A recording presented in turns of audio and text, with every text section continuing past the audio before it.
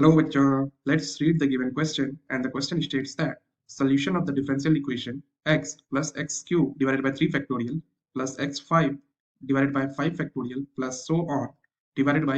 1 plus x squared divided by 2 factorial plus x to the power 4 divided by 4 factorial plus so on equal to dx minus dy divided by dx plus dy is, and the options are given below. So the key concept that we will use here to solve this question is, तो हम यहाँ सबसे पहले e to the power x की जो expansion होती है that is equal to 1 plus x square divided by 2 factorial plus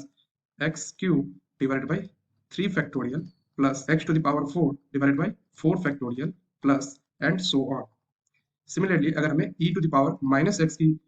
expansion find करनी हो तो हम लोग x की जगह माइनस एक्स से रिप्लेस कर देंगे, तो यहाँ क्या हो जाएगी, जो भी ऑड टर्म्स है दैट इज x जो है वो माइनस एक्स हो जाएगी. सिमिलरली इवन टर्म में इसका स्क्वायर करेंगे तो ये सेम ही रहेगी, x square divided by 2 factorial and then cube करेंगे तो ये हो जाएगी minus x cube divided by 3 factorial again plus x की power 4 divided by 4 factorial minus and so on.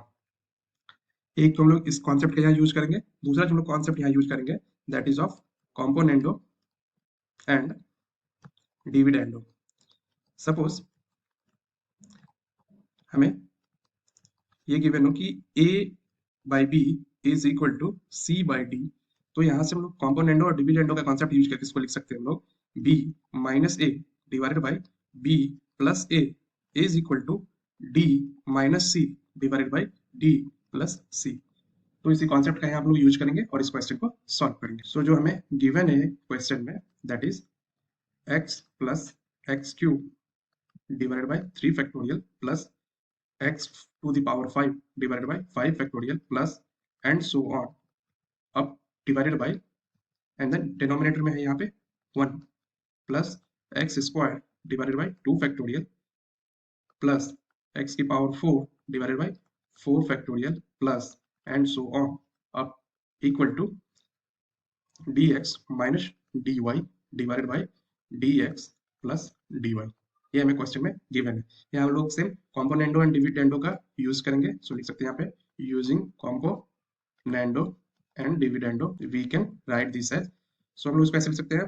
Numerator में ये क्या हो जाएगी 1 प्लस न्यूमरेटर में यहाँ हो जाएगी ऊपर में है ये 1 plus x square divided by 2 factorial plus x की power 4 divided by 4 factorial plus and so on and then यहाँ पे हम लोग b माइनस ए, तो डिनोमिनेटर वाले इस टर्म को हम लोग b कंसीडर कर लेते हैं, इसे a, तो ये हो जाएगी माइनस, अब यहाँ a की जगह पे ये क्या हो जाएगी x plus x cube divided by 3 factorial plus x की power 5 divided by 5 factorial plus so on and then whole divided by again ये b प्लस ए, ये हो जाएगी 1 plus x square divided by 2 factorial plus x की power 4 divided by 4 factorial and so on and then plus again यहाँ पे ये हो जाएगी x plus x cube divided by 3 factorial plus x to the power 5 divided by 5 factorial plus and so on and equal to, अब हम लोग right hand side में यहाँ पे भी हम लोग इसको अप्लाई करेंगे तो ये क्या हो जाएगी dx प्लस dy और यहाँ पे प्लस ये हो जाएगी dx minus dy and then whole divided by ये हो जाएगी, सो न्यूमरेटर में यहाँ पे माइनस होगी यहाँ पे and then dx plus dy plus